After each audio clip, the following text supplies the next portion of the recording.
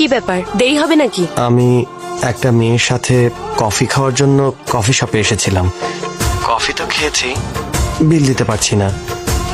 বিল দিতে পারলেই আমাকে এখান থেকে যেতে দেবে, না হলে আমাকে এখানে বাসন মাজতে হবে।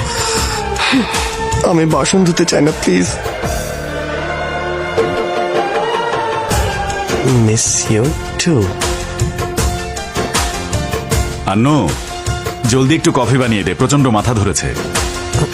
কি সঞ্জু, জি, তুমিও কফি খাবে? ও শুধু ব্ল্যাক কফি খায়, অন্য কোনো কফি খায় না বাবা। তাহলে তাই বানিয়ে দাও। তুমি তো বানাতে পারো, তাই না?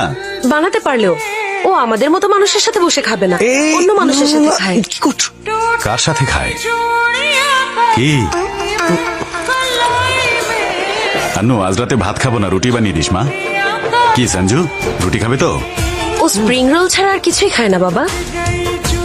ঠিক আছে, তাই বানিয়ে দাও।